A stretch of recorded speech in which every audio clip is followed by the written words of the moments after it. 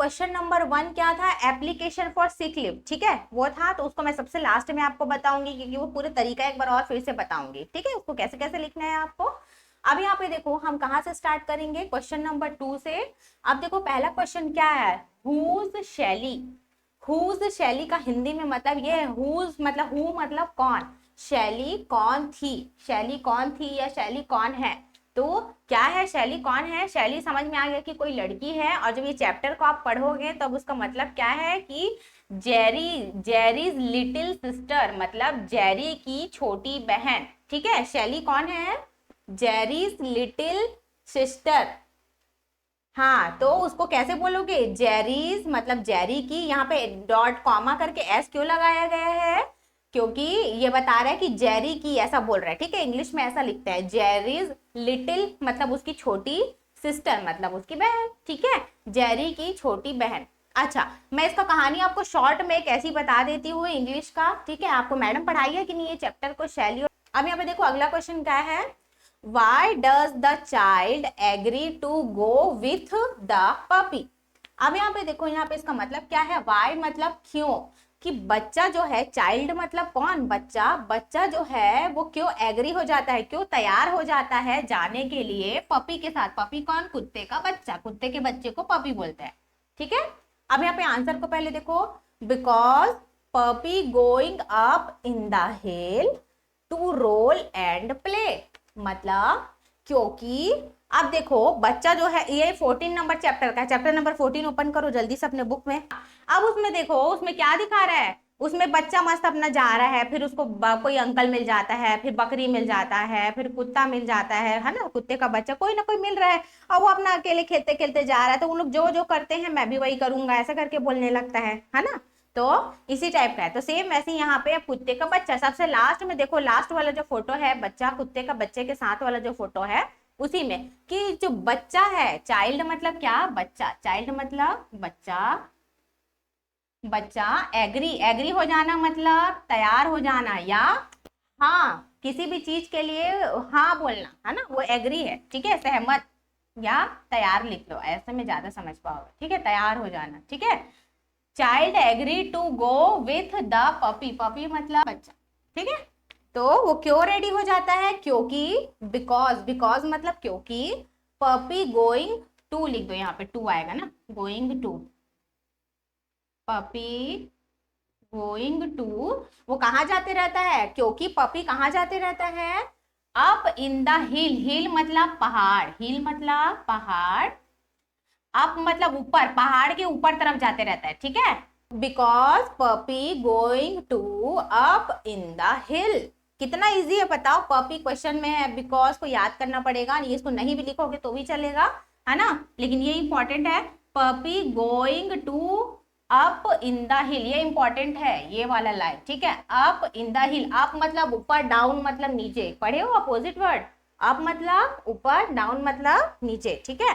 आप लोगों को कभी स्कूल में मैडम बोलती होगी स्टैंड अप बोलती होगी, मतलब खड़े हो जाओ, ऊपर की तरफ खड़े हो जाओ, सिट डाउन मतलब बैठ जाओ, है ना, सेम वैसे ही अप मतलब ऊपर, डाउन मतलब नीचे। तो देखो up in the hill, up ऊपर की तरफ, हिल मतलब पहाड़, HILL हिल, देखो कितना इजी इजी स्पेलिंग है ना। अब देखो, अब पहाड़ की तरफ जा रहा है, क्यों, अब हमको तो पहाड़ पता है, पहाड़ कैसा रहता है, ऐसा रहता है पहाड़, ऐसे इस टाइप का रहता है ना।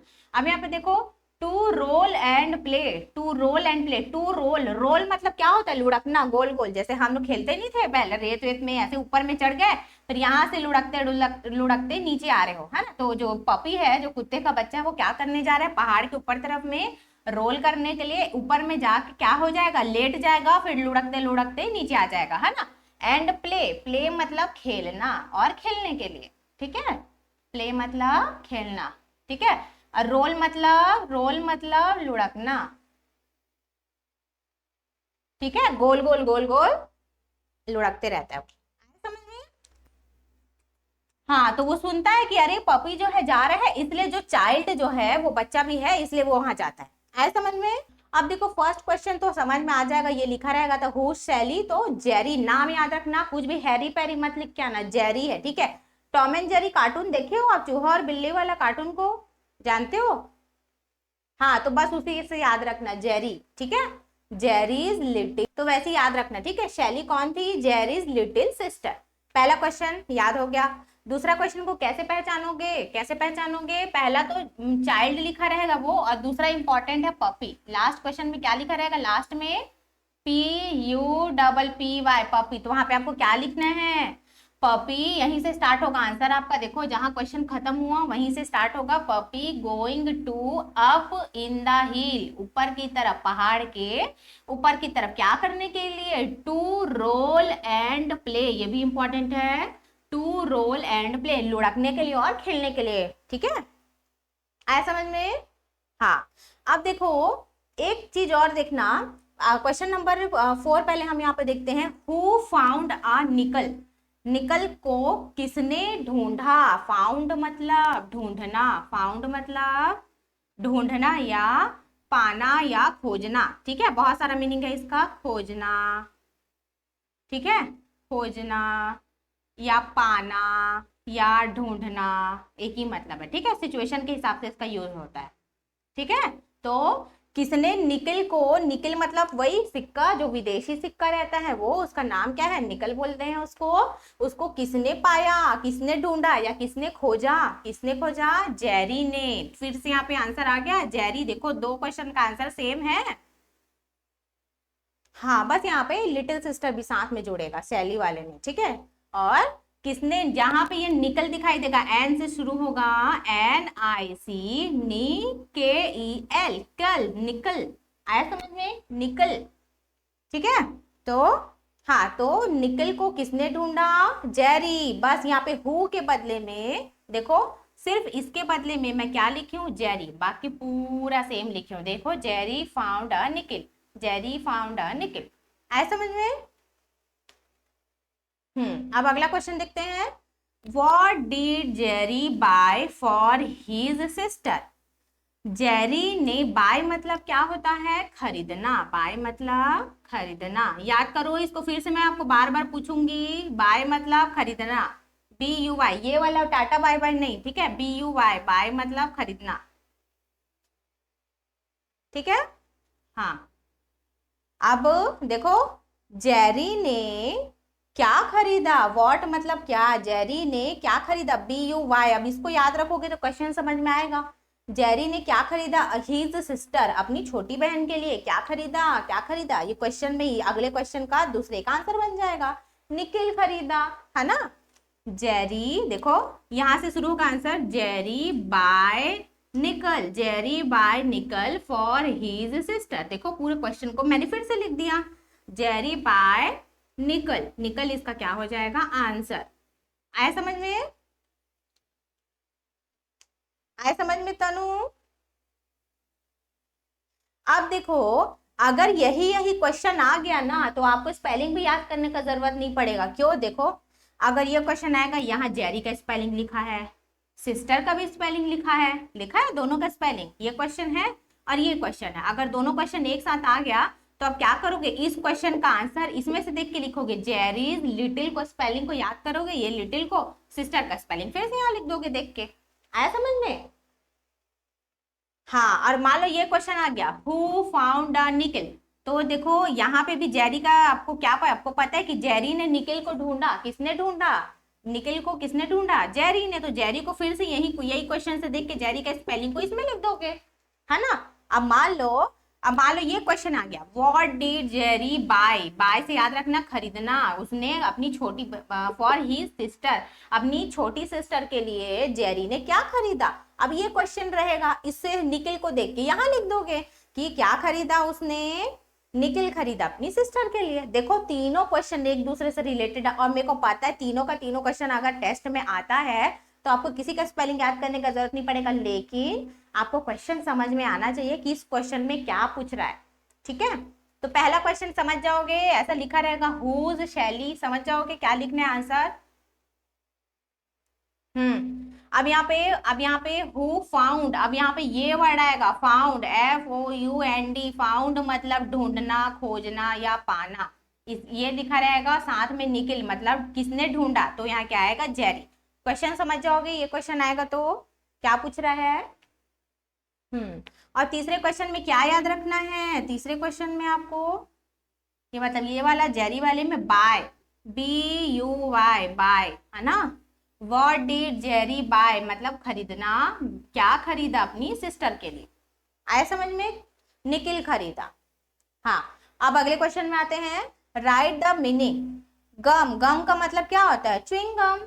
गम का मतलब क्या है? च्युइंग गम, ठीक है, जो हम लोग खाते थे बबल गम, वो वाला। अब यहाँ पे देखो बार्ले, इसका मतलब क्या है? बार्ले, बार्ले का मतलब क्या होता है? एक प्रकार का कोई खाना है, ठीक है, जो जौ, अलसी, जौ और गेहूं, देखो ना कैसे लंबा लंबा पतला पतला ब्राउन कलर का रहता है, तो बस उसी के टाइप का दिखता है ये बार्ले, ठीक है। बार्ले क्या है? A kind of food grain like jau. Barley, chewing, chewing gum, spelling याद करना पड़ेगा, देखो CHEWING, chewing GUM, gum. Gum तो यहाँ पे पहले से लिखा है, इसी को देख के लिख देना दोबारा, ठीक है। अब यहाँ पे देखो बार्ले, बार्ले का मतलब क्या है? याद रखना, BARLEY, बार्ले मतलब उससे क्या याद रखोगे? बार, बार से क्या याद रखोगे? आइसक्रीम रहता है ना, चोको बार रहता है ना खाने के लिए, उससे याद रखना वो कोई खाने का चीज है, तो आप कम से कम ये तो लिख सकते हो, अ kind of a food. Food तो याद रहेगा खाने से। बार्ले आएगा मतलब बार आएगा, BAR से जो शुरू होगा, वहां पे कम से कम फूड तो लिख सकते हो ना, कुछ ना सही तो फूड लिख सकते हो, अगर इतना लंबा नहीं याद होगा तो, ठीक है। तो जो याद रहेगा उसको लिखना। अब यहाँ पे देखो निकिल आ गया, देखो निकिल, यहाँ कितने बार पढ़े हैं हम लोग निकिल को, है ना। बताओ, who found a nickel, found मतलब क्या होता है बताओ? हाँ, जेरी, ठीक है। फाउंड, फाउंड मतलब खोजना पाना, ठीक है। निकिल, निकिल का मतलब क्या है? अ कॉइन, वो क्या है? दो वर्ड याद रखना, एक कॉइन है COIN, कॉइन, कॉइन मतलब सिक्का, कहाँ का? US एंड कनाडा, ठीक है, दो जगह का ये सिक्का है, कहाँ का है? Coin of US। याद रखना US को छोटा छोटा मत लिखना, दोनों कैपिटल लेटर होना चाहिए, देखो मैं दोनों को बड़ा बड़ा लिखी हूँ, है ना। अ coin of US and Canada, ठीक है। कहाँ कहाँ का कॉइन है ये? निकिल को, निकिल कहाँ का कॉइन है? US और कनाडा, ठीक है, तो वही लिखना है आपको। हे का मतलब क्या है? ड्राई ग्रास मतलब सूखा हुआ घास फूस, गाय लोगों को खिलाते हैं हम लोग, सूखा घास फूस को, चारा को खिलाते हैं, खिलाते हैं ना। ड्राई मतलब होता है सूखा, ड्राई मतलब क्या होता है? सूखा, ड्राई मतलब सूखा, और ग्रास मतलब होता है घास, सूखा घास, याद रखना। ड्राई, हेयर ड्रायर बोलते हैं, हेयर ड्रायर क्यों बोलते हैं? बाल को सुखाने वाला मशीन, है ना, इसीलिए ड्रायर बोलते हैं, ड्राई करने वाला, ठीक है। तो ड्राई मतलब सूखा, ग्रास मतलब घास, सूखा घास, और इसको हे। क्वेश्चन नंबर 7 क्या बोल रहा है? Question number 7, draw a web chart and right the name of birthday gift. मतलब आपको क्या करना है? आपको एक वेब चार्ट बनाना है। वेब चार्ट मतलब क्या होता है? एक जाली टाइप का, ये देखो एक हमने जाली टाइप से बनाया ना, वेब मतलब एक जाली जैसा आपको चार्ट बनाना है, और उसमें क्या लिखना है? Birthday gift. आपको जब आपका बर्थडे होता है, जब आप अपने घर में अपना बर्थडे मनाते हो, तो आपको क्या क्या गिफ्ट मिलता है, वही गिफ्ट का नाम मैंने यहाँ पे लिख दिया है, ठीक है। जब आपका बर्थडे मनेगा तो आपको क्या क्या क्या गिफ्ट मिलेगा, उसको आप अपने मन से सोच के भी उसका नाम को यहाँ पे लिख सकते हो, है ना। तो देखो क्या क्या मिलता है, तो आपको क्या करना है? सबसे पहले बीच में हैप्पी बर्थडे, ठीक है, ये लिखना है। बर्थडे का स्पेलिंग देखो, बर्थडे का स्पेलिंग क्वेश्चन में ही लिखा रहेगा, इसी को मैंने यहाँ देख के लिखा, समझ लो, है ना। बर्थडे, बर्थडे, तो आपको भी बर्थडे का स्पेलिंग देख के लिखना है क्वेश्चन से, ठीक है। और हैप्पी, हैप्पी का स्पेलिंग याद कर लेना, हैप्पी बर्थडे को पहले बीच में गोला बना के हैप्पी बर्थडे लिखना है, फिर बहुत सारा ऐसे लाइन खींच के गोला गोला बना के आपको वो गिफ्ट का नाम लिखना है, जो जो आपको गिफ्ट में मिला है, ठीक है। तो चलो यहाँ से शुरू करते हैं। पहला क्या है? Colour box. पहला क्या है? Colour box. आपके समझने के लिए लिख रही हूँ मैं, है ना। कलर बॉक्स आपको सिर्फ इंग्लिश में लिखना है हमारे एग्जाम में, ठीक है। कलर बॉक्स है। दूसरा क्या है? Pencil box. मिलता है ना पेंसिल बॉक्स, मिलता है ना तनु गिफ्ट में, कलर बॉक्स। हाँ, कलर बॉक्स मिलता है ना गिफ्ट में, पेंसिल बॉक्स मिलता है, वाटर बॉटल मिलता है ना वाटर बॉटल, बैग मिलता है, मिलता है ना, हैंड बैग हो गया या स्कूल बैग हो गया, इस टाइप का। मनी, मनी मतलब पैसा, पैसा देते हैं घर वाले हो या कोई बाहर वाले हो, आंटी वांटी लोग हो, अगल बगल वाले लोग, है ना। 50 रुपए दे दिए, 100 रुपए दे दिए, 200 दे दिए, है ना, देते हैं ना पैसा लिफाफे में डाल के, है ना। इसलिए मैंने यहाँ पे क्या लिखा है? मनी, मनी मतलब पैसा, मनी मतलब पैसा, ठीक है। हाँ, पैसा भी मिलता है गिफ्ट में। और क्या टिफिन बॉक्स मिलता है, कितना सारा मिला होगा आपको टिफिन बॉक्स, ठीक है। शूज मिलता है, हाँ शूज मिलता है, जूता है ना, जूता भी मिलता है ना, गिफ्ट में जूता देते हैं। क्लॉथ, क्लॉथ मतलब कपड़ा, हमेशा देखना मम्मी पापा बर्थडे में हमको ड्रेस गिफ्ट करते हैं, है ना, तो क्लॉथ लिख सकते हो या तो ड्रेस लिख सकते हो, ड्रेस लिख लो, इसको बिटा लो, ड्रेस ज्यादा अच्छा लग रहा है, ठीक है, ड्रेस लिख लो, DRESS, ये ज्यादा इजी है स्पेलिंग आपका याद करने के लिए, ड्रेस लिख लो, वो क्लॉथ को काट दो, मिटा दो और उसके बदले में ड्रेस लिख दो, ठीक है, ड्रेस ज्यादा इजी है। तो आप क्या हो गया, ड्रेस मतलब आपका कपड़ा आ गया, और दूसरा और क्या मिल गया, चॉकलेट, चॉकलेट कितना चॉकलेट मिलता है हमको बर्थडे गिफ्ट में, है ना। हाँ तो देखो इसको कुछ याद करने वाला है ही नहीं, बस आपको याद करने तो क्या स्पेलिंग याद करना है, बाकी ऐसे तो आपको याद है, हैप्पी बर्थडे बीच में लिखना है और सब तरफ क्या लिख देना है, जो जो आपको याद आते जगह क्या मिलता है, मेरे को वाटर बॉटल मिलता है, टिफिन मिलता है, कलर मिलता है, पेंसिल बॉक्स मिलता है, कपड़ा मिलता है, पैसा मिलता है, जूता मिलता है, बैग मिलता है, बस इतना ही तो लिखी हूँ, चॉकलेट मिलता है, इतना ही तो लिखी हूँ, देखो यहाँ पे, बस ये इतना ही तो है, आए समझ में। हाँ बस ये है कि स्पेलिंग आपको याद करना पड़ेगा, है ना, उसका सारे वर्ड का स्पेलिंग। चलो अब अगला क्वेश्चन देखते हैं, अच्छे से समझना इसको, और ये भी बहुत ही इंपॉर्टेंट क्वेश्चन है, ये आ सकता है आपके टेस्ट में, है ना, और ये भी इंपॉर्टेंट क्वेश्चन है, देखो इसको, right 5 examples of countable and uncountable noun, ठीक है, नाउन से रिलेटेड है, नाउन से, और दो टाइप का नाउन का यहाँ पे बात हुआ है, पहला कौन सा देखो काउंटेबल, और दूसरा कौन सा अनकाउंटेबल। काउंटेबल मतलब क्या होता है, मैं बोलती हूँ ना तनु चलो इसको काउंट करो, तो आप क्या पढ़ोगे, इसको काउंट करोगे तो गिनोगे, 1 है मैडम, 2 है, 3 है, 4 है, 5 है, करोगे वैसी, काउंट कर बोलूंगी तो, मतलब क्या कर रहे हो आप, काउंट करना मतलब गिनना, गिनना जिसको गिना जा सके, है ना, तो यहाँ पे क्या लिखोगे, गिनना जिसको गिन सकते हैं, है ना, गिन सकते हैं, गिन सकते हैं, ठीक है, हाँ गिन सकते हैं, उसको क्या बोलते हैं, काउंटेबल, ठीक है, और इसका जस्ट उल्टा हो जाएगा अनकाउंटेबल, नहीं गिन सकते, नहीं गिन सकते, याद रखना है आपको इसको, एकदम इजी है, कैसे याद रखोगे, काउंट, काउंट से याद रखोगे, ठीक है, COUNT, काउंट, काउंट करना मतलब गिनना, है ना, तो काउंटेबल मतलब गिनने वाला, जिसको गिना जा सकता है ना, और अनकाउंटेबल UN से शुरू हो जाएगा, फिर पूरा काउंटेबल लिखा है, UN से शुरू होगा, अन फिर काउंटेबल मतलब उसका उल्टा, जिसको नहीं गिना जा सकता, बस उसका आपको देखो 5 एग्जाम्पल, 5 एग्जाम्पल लिखना था, देखो इतना इजी बनाई हूँ इसको मैं आपके लिए, ताकि आप उसको याद कर पाओगे, यहाँ पे कुछ नहीं है, आपको क्या या क्या ये क्या लिखी हूँ पता है आपको, ABCD, बस ये देखो यही लिखी हूँ मैं, A फॉर क्या होता है, A फॉर एप्पल, गिन सकते हैं एप्पल को, मैं बोलूंगी तनु 2 एप्पल आप रख लो, 2 एप्पल मैं रखूंगी, कैसे करी, क्योंकि मैं उसको गिन पाई, ठीक है, फिर B फॉर बॉल, ठीक है, B फॉर बॉल, बॉल को भी गिन सकते हैं, बॉल को छोटा बॉल हो बड़ा बॉल हो, है ना, C फॉर कैट, बिल्ली को भी गिन सकते हैं, बोलेंगे अरे हमारे घर में कल 4 बिल्ली आ गई थी और उस बिल्ली ने बच्चा पैदा कर दिया 8, बोलेंगे वैसे ही गिन सकते हैं, तभी तो हम गिन गिन के बता रहे, है ना। D फॉर डॉग, डॉग मतलब कुत्ता, सेम वैसे ही डॉग को भी गिना जा सकता है, और लास्ट में मैंगो, मैंगो मतलब आम, आम को भी गिना जा सकता है, देखो कितना इजी है, बताओ, अब ये इसको याद करने का जरूरत है क्या, बताओ आपको, बस ये याद रखना, ऐसे लिखना तो एग्जाम में जैसा मैं लिखी हूँ, कितना अच्छा दिख रहा है बताओ, 2 बॉक्स बनाना अलग अलग, एक में लिखना काउंटेबल, दोनों क्वेश्चन में लिखा है, देखो स्पेलिंग, काउंटेबल नाउन एक साथ लिखना, काउंटेबल नाउन फिर अनकाउंटेबल नाउन, ठीक है, नाउन को दोनों के साथ जोड़ना है, नाउन को देखो, नाउन जोड़ी ना यहाँ पे, और यहाँ पे भी अनकाउंटेबल लिखने के बाद यहाँ भी नाउन लिखी हूँ, दिख रहा है, क्या होता है जिसको गिना जा सके, और सबसे पहले क्या याद आता है सबको, ABCD, बस वही लिख देना, A for apple, B for ball, C for cat, D for dog, और लास्ट में मैंगो, M फॉर मैंगो, आया समझ में, हो गया 5 एग्जाम्पल आपके ऐसी, ठीक है, ABCD इसीलिए ली हूं मैं आपको, ताकि आप याद रखो एग्जाम्पल, आप भूलोगे तो नहीं काउंटेबल का एग्जाम्पल को, जिसको गिना जा सके, काउंटेबल वाले में, है ना, समझ में आया, काउंटेबल का मतलब जिसको गिना जा सके, ये सारा चीज को हम गिन सकते हैं। अब हम आते हैं अनकाउंटेबल नाउन में, अनकाउंटेबल नाउन मतलब जिसको गिना नहीं जा सकता, ठीक है, जैसे कि दूध, मिल्क, पहला क्या है मिल्क, मिल्क मतलब दूध, वाटर, वाटर मतलब पानी, राइस, राइस मतलब चावल, टी, चाय, टी मतलब चाय, एयर मतलब हवा।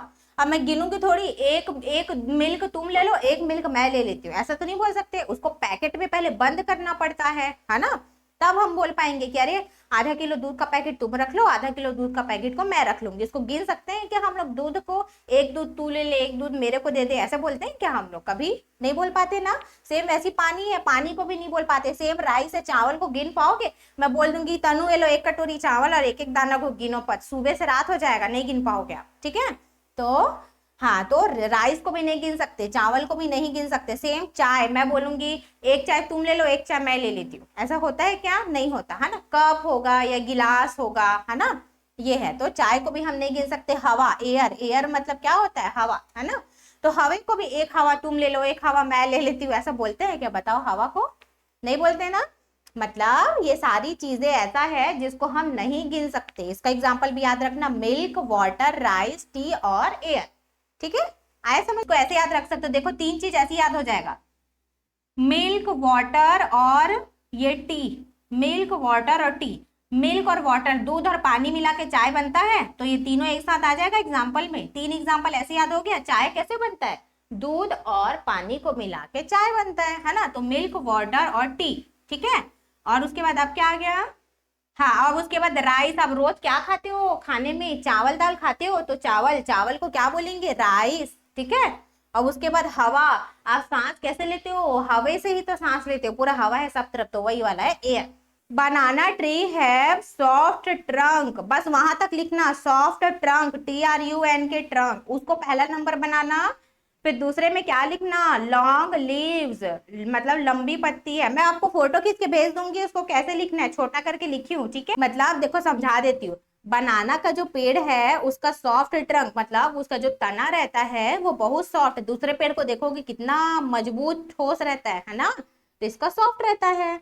हाँ, आप देखो बनाना ट्री लॉन्ग लीव्स, बहुत लंबी लंबी पत्तियां, देखिए उसका पत्ती कितना लंबा लंबा पत्ती रहता है, और किसी का रहता है क्या इतना लंबा banana trees flower grow in bunches, bunch मतलब गुच्छा, उसका जो फूल है वो पूरा गुच्छे गुच्छे में उगता है, ठीक है।